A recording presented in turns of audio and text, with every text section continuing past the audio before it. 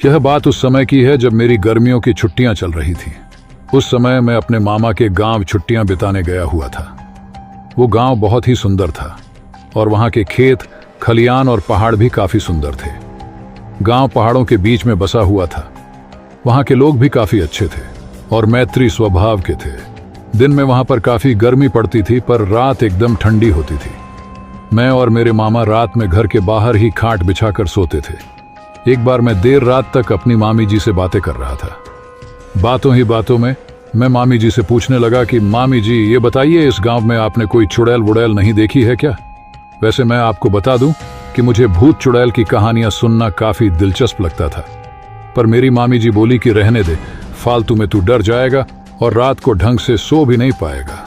पर मैं भी कहाँ मानने वाला था। मैंने भी जिद पकड़ ली कि कहानी तो आपको सुनानी ही पड़ेगी। मेरी जिद के आगे वो भी नतमस्तक थी।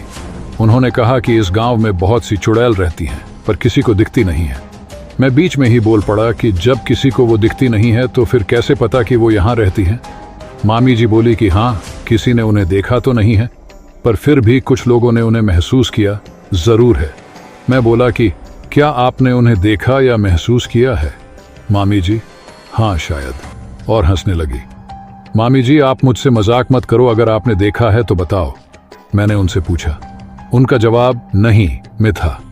मुझे उनसे कहानी सुननी थी, पर उन्होंने मुझे कोई कहानी नहीं सुनाई। मैं बाहर जाकर अपनी खाट पर लेट गया। मामा पहले से ही सो चुके थे। मैं भी सोने की कोशिश कर रहा था, पर ना जाने क्यों मुझे नींद ही नहीं आ रही थी।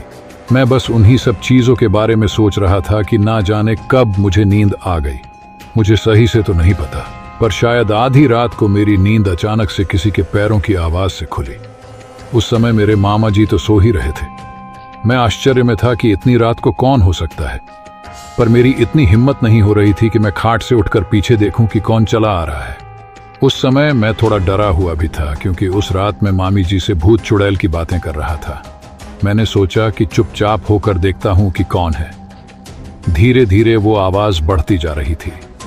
वो जो कोई भी था धीरे धीरे मेरे पास आ रहा था। मैंने देखा कि एक बूढ़ी सी महिला थी जिसने काले रंग की साड़ी पहन रखी थी और वो झुक कर चल रही थी। वो मुझसे अब थोड़ा आगे निकल गई और एक जगह जाकर रुक गई। मैं अब भी उसे ही देख रहा था और सोच रहा था कि ये क्यों रुकी है, कि तभी वह पीछे मुड़ी। जहां वह रुकी थी वहां बल्ब की हल्की सी रोशनी पड़ रही थी। मैंने उसका चेहरा देखा और सच कहूं तो मैं उसका चेहरा देखकर डर गया। उसकी नाक लंबी थी और उसके चेहरे पर अजीब सी डरावनी हंसी थी। उसकी आंखें ऐसी लग रही थीं जैसे वो मुझको ही देख रही है। मैंने अपनी आंखें बंद कर ली और चुपचाप ऐसे दिखाने लगा जैसे मुझे कुछ भी नहीं पता हो। थोड़ी देर बाद मेरे कानों में एक आवाज आई, तुझे क्या लगता है मुझे नहीं पता चला कि तू मुझे देख रहा है? मैं एकदम से नींद से उठा। सुबह होने में अभी भी कुछ समय बाकी था।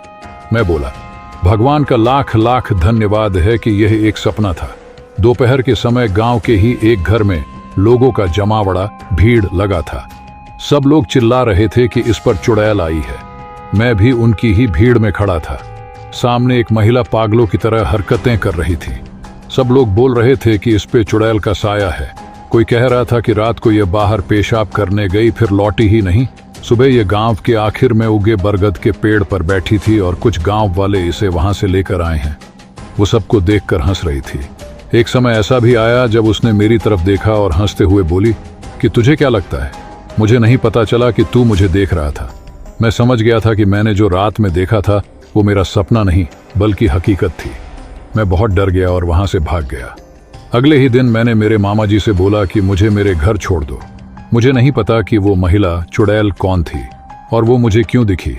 वो मुझसे क्या चाहती थी मुझे नहीं पता।